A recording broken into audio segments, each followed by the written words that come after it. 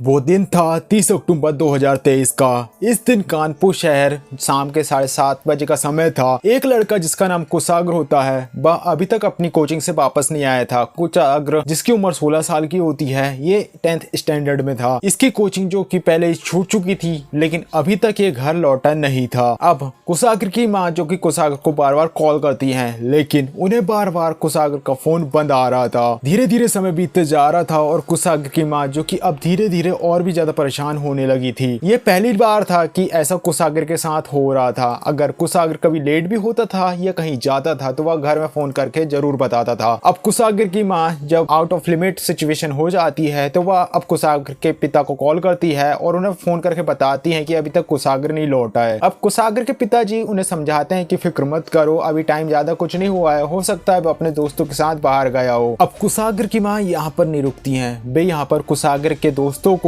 और उनके coaching centre को भी फोन करके इंफॉर्मेशन लेती हैं। तब उन्हें ये बात पता चलती है कि कुशाग्र जो कोचिंग गया था पर टाइम पे वह कोचिंग छूटने के बाद चला भी गया, यानी कि कुशाग्र अब कोचिंग में नहीं था। और इसके बाद जब कुशाग्र की माँ जो कि उनके दोस्तों को फोन करती है तो उन्हें ये भी पता चलता है कि कुशाग्र अपने किसी दोस्त के साथ नहीं है। पर सवाल वही का वही है, आखिर कुशाग्र है कहाँ पर? इतने समय हो चुका है कोचिंग के छूटे हुए, लेकिन अभी तक ये घर नहीं लौटा है, तो ये है कहाँ? इतने सारे सवालों का जवाब पाने के लिए अब इन सारों सवालों के बीच कुशाग्र की माँ जो काफी बुरी तरीके से परेशान थी, तभी उनकी नजर बालकनी में पड़े हुए एक लेटर पे पड़ती है। ये लेटर जिसे कि मोड़कर फेंका गया था, वे उस लेटर को उठाती हैं और जब वो उस लेटर में कुछ ऐसा पढ़ती है जिससे वह शॉक्ड रह जाती हैं। अब कुशाग्र की माँ ने उस लेटर में ऐसा क्या पढ़ा जिससे कि वो शॉक्ड हो गई, समझते हैं इस वीडियो में। सो गाइस, आज के इस वीडियो में हम जिस केस की चर्चा करने जा रहे हैं उसका नाम है कानपुर कुशाग्र केस। गाइस, वो दिन था 30 अक्टूबर 2023 का। रात के 8 बजे का समय हो चुका था। कुशाग्र की माँ जब लेटर उठाती है वो उसे पढ़ती है और जब भी उस लेटर को पढ़ती है उनकी पूरी दुनिया ही हिल चुकी थी। दरअसल उस लेटर के हिसाब से ये बात निकल कर आ रही थी कि कुशाग्र को किडनैप कर लिया गया है। लेटर में 30 लाख रुपए की फिरौती की डिमांड भी की गई थी और ये खबर जैसे ही कुशाग्र के पिताजी को बताई जाती है, वे तुरंत लखनऊ में रहने वाले अपने भाई सोहित को कॉल करके इसके बारे में बताते हैं। पूरा परिवार जो कि घबरा चुका था और पूरे परिवार में हलचल का माहौल था। किसी को समझ नहीं आ रहा था कि ये कैसी घटना घटित हो गई उनके परिवार में। अब सीधे 9:30 बजे का समय हो चुका था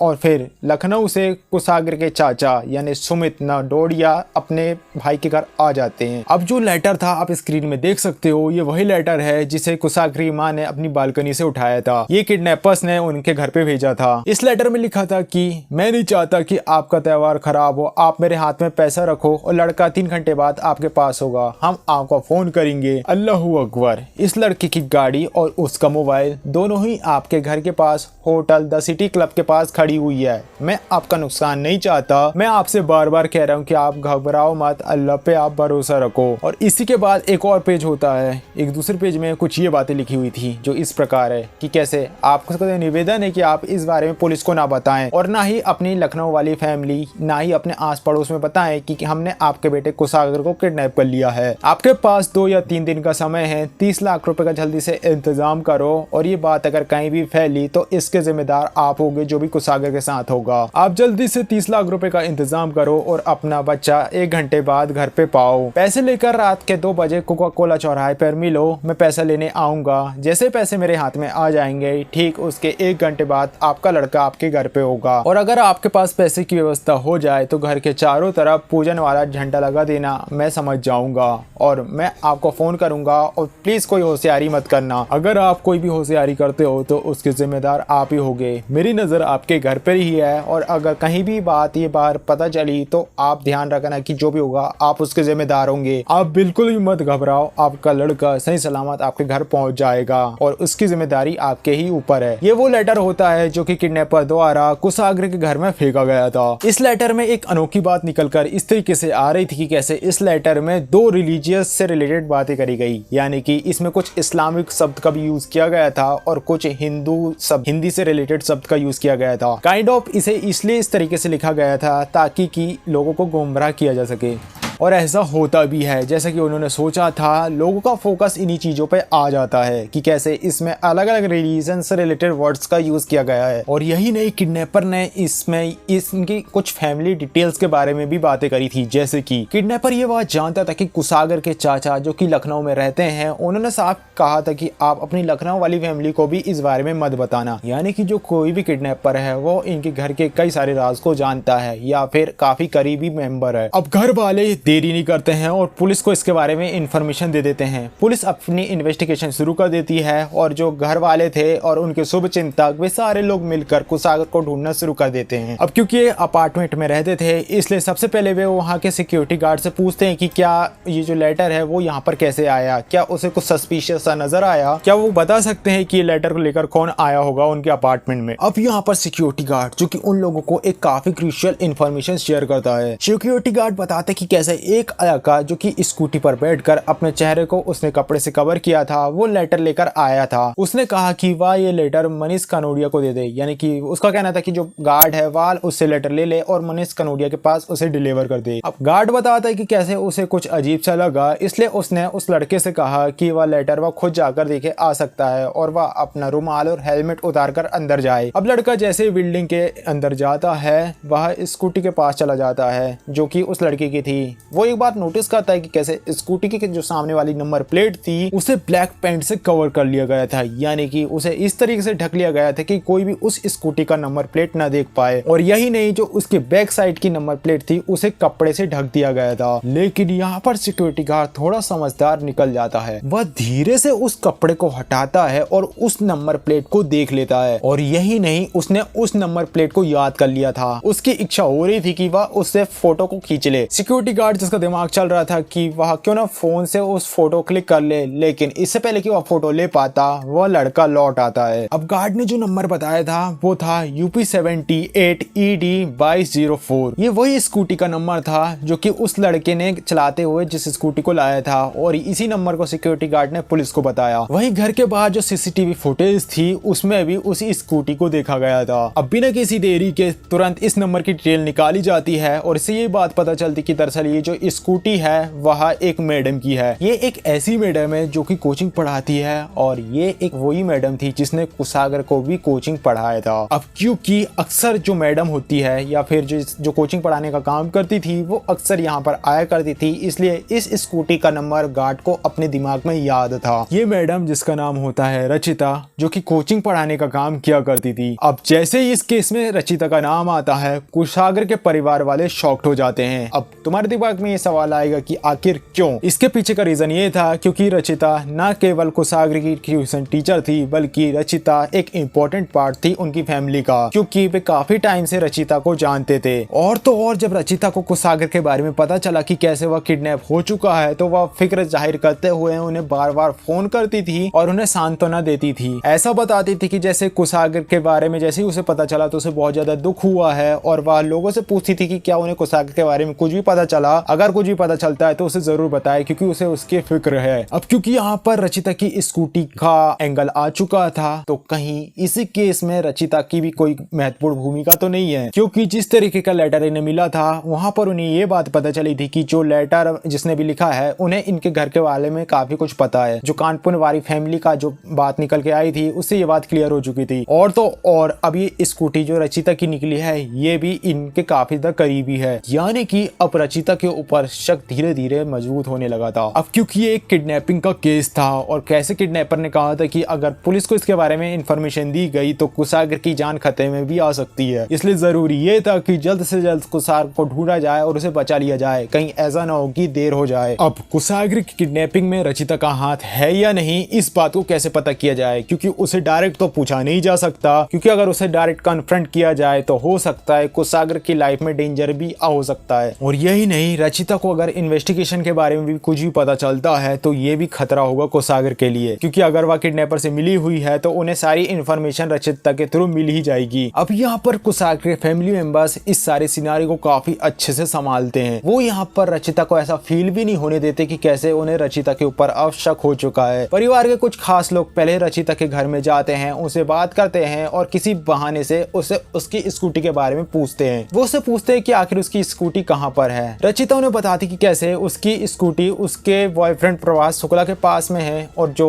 उसके घर के थोड़ी ही दूर ओम नगर में रहने वाला है। अब घर वाले जो कि उसे इंसिस्ट करते हैं और थोड़ा प्रेशर बनाते हैं कि वह उसके बॉयफ्रेंड से उन्हें मिलाए। अब रचिता उन्हें उनके बॉयफ्रेंड के पास ले जाती है, जहां पर वे लोग उसके बॉयफ्रेंड से रिक्वेस्ट करते हैं कि वे भी उनके बेटे को ढूंढने में उनकी हेल्प करे। अब ये लोग जैसे ही रचिता के घर में उसके बॉयफ्रेंड से मिलने के लिए जाते हैं, ये वहां पर नोटिस करते हैं कि जो रचिता की स्कूटी है, हाँ, वह सच में प्रभास के घर पे ही खड़ी है। अब रचिता के घर वाले यहाँ पर भी एकदम एग्रेसिव मोड में नहीं आते, वो यहाँ पर भी काफी आराम से काम लेते हैं और उनसे कहते हैं कि क्यों ना चलो हम अब पुलिस कंप्लेन कर देते हैं। यानी कि वे रचिता के बॉयफ्रेंड से रिक्वेस्ट करते हैं कि वो उनकी हेल्प करें कि वे पुलिस स्टेशन जाएं और अब वे कुशाग्र की लापता होने की रिपोर्ट दर्ज कराएं। कुशाग्र के चाचा जो कि रचिता की स्कूटी में उसके बॉयफ्रेंड के साथ पास के पुलिस स्टेशन में पहुंच जाते हैं रिपोर्ट दर्ज कराने के नाम पर। वहीं पुलिस जो लगातार इन्वेस्टिगेशन जारी कर रही थी। पुलिस को कुशाग्र के घर में जो सीसीटीवी फुटेज मिली थी उसमें उन्हें एक लड़का मिला था जिसका फेस रुमाल से कवर था। पुलिस कुशाग्र के कोचिंग सेंटर में भी जाती है और वहां के सीसीटीवी कैमरा से फुटेज को भी निकलाती है, तो वह एक बात नोटिस करती है कि हाँ, कुशाग्र जैसे ही कोचिंग ओवर हुई थी वहां से निकल चुका था। पर तभी पुलिस को एक और सीसीटीवी कैमरा नजर आता है और पुलिस उसकी भी फुटेज को निकलाती है और तब पुलिस को उस सीसीटीवी फुटेज में कुछ ऐसा मिलता है जिससे क्रिमिनल सीधे पुलिस के सामने आ चुका था, या फिर यूं कहें कि जो प्राइम सस्पेक्ट था वो पुलिस को मिल चुका था। अब कोचिंग छूटने के बाद 4:30 बजे के आसपास पुलिस उस सीसीटीवी फुटेज की वीडियोस में एक बात नोटिस करती है कि कैसे कुशाग्र जैसे ही कोचिंग से निकलता है एक लड़का जो कुशाग्र से लिफ्ट मांग रहा था। पहले तो वो जानबूझकर कुशाग्र से टकराता है और फिर वो उससे कुछ बातें करता है और उससे लिफ्ट मांगता है। फिर वह कुशाग्र की स्कूटी में बैठ जाता है और लेकिन स्कूटी जो थी वह घर की तरफ न जाकर बल्कि कहीं और जाती है। तरफ कुशाग्र के चाचा जी प्रभात और उसकी गर्लफ्रेंड यानी रचिता को पुलिस स्टेशन में ले जाकर उन्हें पकड़ा देते हैं। रचिता और प्रभात ये बात समझ नहीं पा रहे थे कि कैसे उन्होंने इतने अच्छे से इस केस को डिजाइन किया था, लेकिन अब वे पुलिस की गिरफ्त में आ गए। पर इनके खिलाफ कोई भी पुख्ता सबूत नहीं था और सच्चाई क्या है ये बात जानने के लिए पुलिस सबसे पहले प्रभात से पूछताछ करती है। प्रभात यहाँ पर पूछताछ में कुछ भी नहीं बोलता। वहीं पुलिस जब उसे स्कूटी के बारे में पूछती है तो प्रभात सीधे मना कर देता है कि उसे स्कूटी के बारे में कुछ भी नहीं पता और ये वो स्कूटी नहीं है जो कि कैमरा में नजर आ रही है। और वो ये भी कह देता है कि अगर आपको मुझ पर शक है तो आप स्कूटी का नंबर चेक कर सकते हो। दरअसल प्रभात ने उस स्कूटी का नंबर भी बदल दिया था। वहीं दूसरी तरफ पुलिस जब रचिता के ऊपर शक्ति आजमाती है तो बहुत ही जल्द रचिता टूट जाती है और अब वो यहाँ पर पुलिस को सारी सच्चाई भी बता देती है। वो पुलिस को बताती कि कैसे उसने प्लान बनाया था पैसे लेने के लिए। पुलिस यहाँ पर प्रभास को बताती कि कैसे रचिता ने सारी सच्चाई बता दी है, यानी कि अब अच्छा यही होगा कि वो भी सारी बातों को बता दे। अब प्रभास यहाँ पर फाइनली पुलिस को सारी सच्चाई बताता है और उनकी पूरी प्लानिंग के बारे में एक्सप्लेन करता है। प्रभात बताते कि कैसे इस प्लान में उसका एक दोस्त शिवा गुप्ता भी शामिल था। शिवा गुप्ता वही लड़का था जो कि लेटर लेकर कुशाग्र के अपार्टमेंट में गया था। प्रभात उस समय आर्यन के साथ ही था, लेकिन कुशाग्र के घर के पहले ही वह होटल सिटी क्लब के पास उतर चुका था। वहां पर उन्हें कुशाग्र की स्कूटी खड़ी हुई थी और पुलिस ने उस स्कूटी को भी बरामद कर लिया था। अब वो स्कूटी पुलिस के पास में थी। अब यहाँ पर किडनैपर तो मिल चुके थे,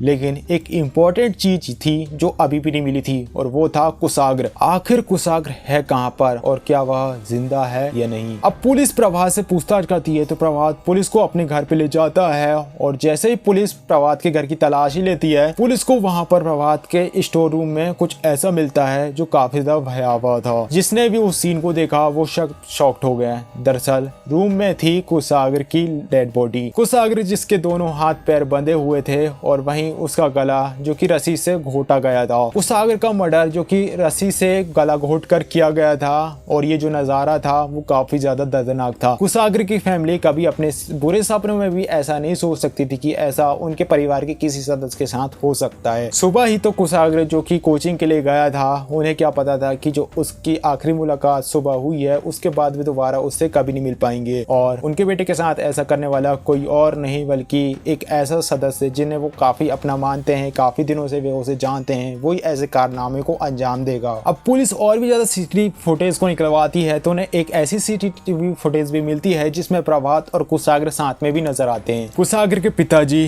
जिनका नाम मनीष खनोडिया होता है उनका टेक्सटाइल का एक काफी अच्छा बिजनेस होता है, यानी कि इनकी फैमिली फाइनेंशियली काफी ज्यादा स्टेबल थी। कुशाग्र जिसकी उम्र 17 साल की थी और ये 10वीं क्लास में पढ़ रहा था, जहाँ पर रचिता उसकी ट्यूशन टीचर थी जो कि 2 साल पहले तक उसे पढ़ाया करती थी। यही कारण था कि रचिता अक्सर कुशाग्र के घर आया जाया करती थी और उसे कुशाग्र की फैमिली के बारे में काफी कुछ पता था। वो दिन था 13 अक्टूबर का, जहाँ पर कुशाग्र के घर में एक पार्टी होती है, जहाँ पर उन्होंने रचिता को भी बुलाया था, जहाँ पर रचिता के साथ उसका बॉयफ्रेंड प्रभास भी इस पार्टी में जाता है। अब ये पार्टी काफी ज्यादा रोमांचित थी और इसमें पार्टी में काफी ज्यादा रौनक थी, जिसे देखकर इन्हें ये बात पता चलती कि कैसे कुशाग्र की फैमिली के पास काफी ज्यादा पैसा है। कुशाग्र घर के शान और शौकत को देखकर प्रभास के मन में पैसों का लालच आ चुका था और उसके दिमाग में काफी ज्यादा शैतानी ख्याल अब जन्म ले चुके थे। वे रचिता को लालच देता है कि कैसे वे कुशाग्र की किडनैपिंग करेंगे और उनसे 30 लाख रुपए की डिमांड करेंगे और इसके बदले में उनकी लाइफ पूरी तरीके से बदल जाएगी। पैसों की बात सुनकर रचिता के मन में भी लालच आ जाता है, क्योंकि रचिता जो कि प्रभास से शादी करना चाहती थी और सेटल होना चाहती थी। हम बात करें रचिता की, तो रचिता के भी माँ बाप नहीं थे और उसके भाई बहन जो कि हिमाचल प्रदेश के रहने वाले थे। रचिता जो अकेले ही कानपुर में रहा करती थी, प्रभात और रचिता जो कि एक दूसरे से प्यार करते थे। अब इनका प्लान बन चुका था कि ये एक दूसरे से शादी करेंगे, लेकिन क्योंकि इनके पास पैसे नहीं थे एक घर खरीदने के लिए और अपनी लाइफ में कुछ अच्छा करने के लिए, तो ये इस काम को करने के बारे में सोचते हैं। इन दोनों ने मिलकर कुशाग्र की किडनैपिंग का प्लान बनाया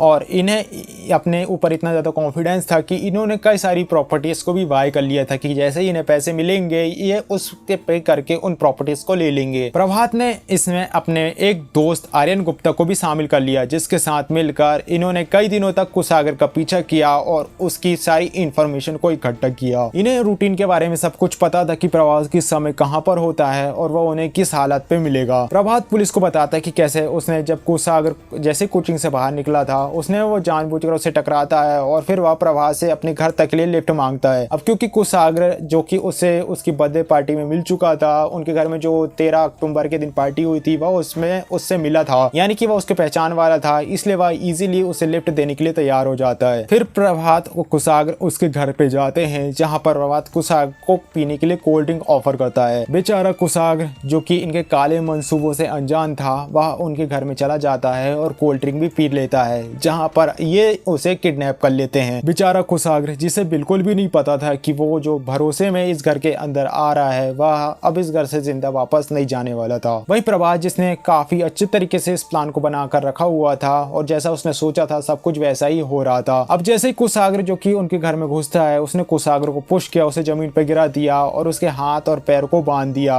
और उसी समय उसने एक रस्सी उठाई जिसे कुशाग्र का गला घोट दिया और उसकी जान ले ली। फिलहाल रचिता, प्रभास और आर्यन तीनों को अरेस्ट कर लिया गया है और ये तीनों ही जेल में हैं। कुशाग्र के फैमिली मेंबर्स और उनके शुभचिंतकों और उनके इलाकों के लोगों की यही डिमांड है कि इन तीनों को फांसी मिलना चाहिए, क्योंकि जिस तरीके का जघन्य अपराध इन्होंने किया है उसकी एक ही सजा है, वो है फांसी। अब ये केस तो सॉल्व हो चुका था, लेकिन एक सवाल जो अभी भी लोगों के दिमाग में था कि आखिर जो कुशाग्र है उसे तो किडनैप किया गया था पैसों के लिए, और अगर पैसे नहीं मिलते तो उसे आजाद कर दिया जाता, लेकिन ये इन्होंने उसे की जान क्यों ली, यानी कि यहाँ पर कुशाग्र का आखिर मर्डर क्यों हुआ। अब यहाँ पर कई सारी बातें भी निकल कर आ रही थी, क्योंकि यहाँ पर रचिता के बॉयफ्रेंड ने ये सब किया था, इसलिए लोग इसे एक अलग एंगल से भी देख रहे थे। यहाँ तक कि न्यूज में भी इस बारे में बात हो रही थी, जहाँ पर कहा जा रहा था कि शायद कुशाग्र और रचिता के बीच किसी तरीके का रिलेशनशिप है, यानी कि ये दोनों किसी तरीके से फिजिकल रिलेशनशिप में थे, जिसके कारण रचिता के बॉयफ्रेंड को काफी ज्यादा नाराजगी थी कुशाग्र से और यही कारण था कि उसने कुशाग्र की हत्या कर दी। पर पुलिस ने इस बात को कंफर्म किया कि जो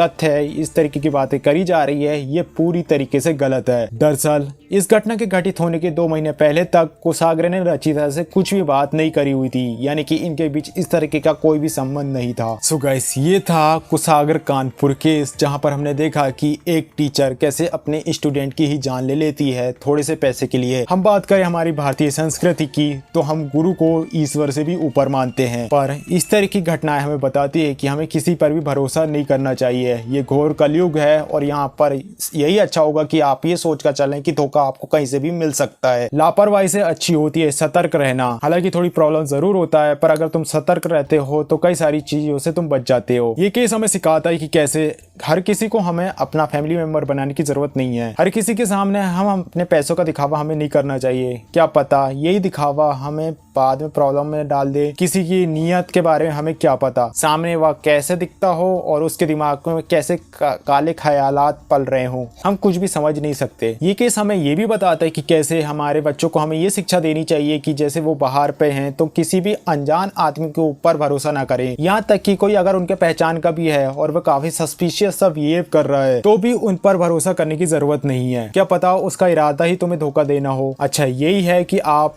यही सोचकर चलें कि आपको कब धोखा कहां से मिल जाएगा, इसलिए आप सतर्क रहें। किसी पर भी अंधा भरोसा करने की जरूरत नहीं है। सो गाइस, ये थी 16 साल के कुशाग्र की जीवन की घटना। आई होप इस केस से आपको कुछ सीखने को जरूर मिला होगा। गाइस, वीडियो अच्छा लगा प्लीज वीडियो को लाइक कर चैनल को सब्सक्राइब करेगा। मुझे आपके सपोर्ट की बहुत ज्यादा जरूरत है। सो गाइस, मिलते हैं नेक्स्ट वीडियो में, तब तक के लिए बाय। वहीं कमेंट बॉक्स में आप जरूर भी ये भी शेयर करिएगा कि आपको ये वीडियो कैसा लगा। इसके अलावा आप किस टॉपिक पर वीडियो चाहते हो ये भी जरूर बताइएगा। मिलते हैं नेक्स्ट वीडियो में, तब तक के लिए बाय।